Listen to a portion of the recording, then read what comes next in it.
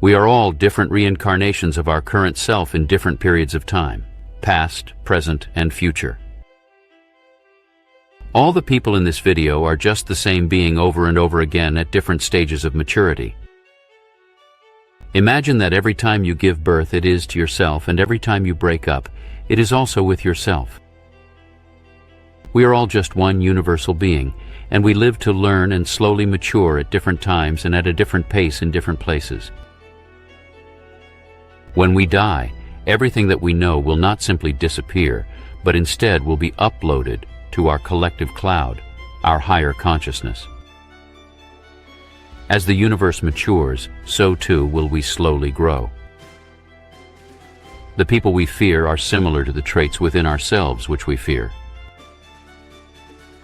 just as the people we hate are and those we admire. The meaning of life, the reason this whole universe exists, is for us to mature. With each new life we grow and become a larger and greater intellect.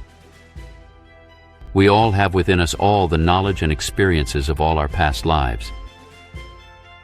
We simply don't remember them right now. Our soul is more magnificent, beautiful, and gigantic than we can possibly imagine. However, a human mind can only contain a tiny fraction of what we are.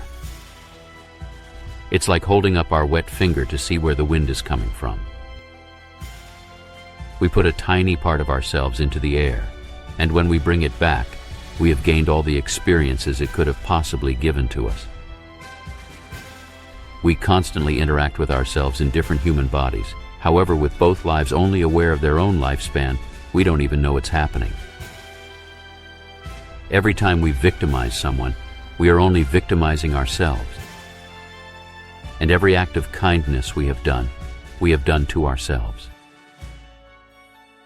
Every happy and sad moment ever experienced by any human was or will be experienced by us. It is the ultimate butterfly effect. Every action affects us in our next life, or maybe even a previous life, depending on how we look at it. So we should be mindful of how our actions and words affect others, who are also us, as all we are doing is making our other lives easier or more difficult. But the truth is that there is only one consciousness, one awareness, that split off and resides in each of us. And in our reality, that awareness or operating power is us. We are everyone. Our enemies, our friends, our parents, our relatives, our lovers, everyone is us, as a different incarnation. The biggest controversy surrounding this idea is that of manipulation or free will. We are all taught to believe that everyone has free will, or the freedom and ability to do as he or she pleases. We are taught not to impede on others' free will, that we are not to manipulate or control people. Yet, if only one consciousness exists, then there is no such thing as manipulating or controlling others. There is no one outside of us or out there.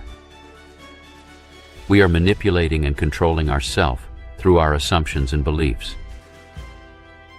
Those beliefs will then be expressed in our 3D world through interactions and experiences with others. Every possible outcome, every possible scenario, every possible turn of events already exists in one of the infinite realities that exist right now. This also includes every possible version of every person we could possibly meet. Out of all these infinite possibilities that exist, we experience the reality that we imagine or focus most of our attention on. We are constantly picking, selecting, and shifting between realities all the time. And it is our beliefs and assumptions that determine the reality we move into and experience, or the state that we dwell in. Now, if every possible version of a person already exists in one of these infinite realities, and the reality we experience is based on our beliefs and assumptions, then we will experience the version of that person that lines up with those beliefs. This is also why everything we think and assume of someone else should come from a place of loving kindness. We cannot force change upon someone. We can only go within and change our assumption of that person. How do we change our assumption? Create a new story about them. It comes from within, not from outside. To assume from a place of malice or contempt is only going to create that experience for ourselves. If a person is unkind to us, just imagine them being kind.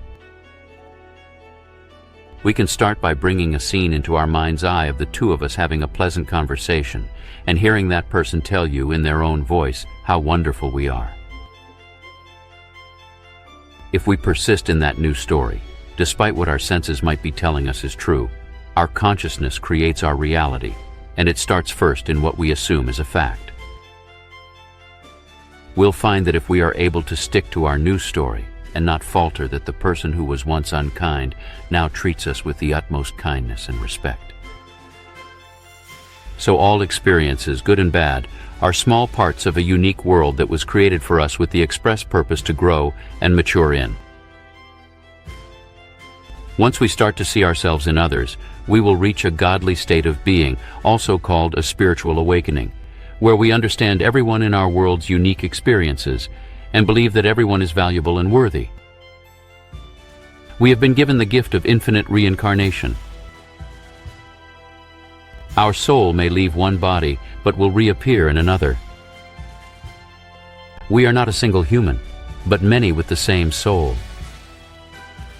Death is nothing to be feared, as it is necessary for us to ascend to our final position as a god amongst gods, outside of the confines of your own personal universe.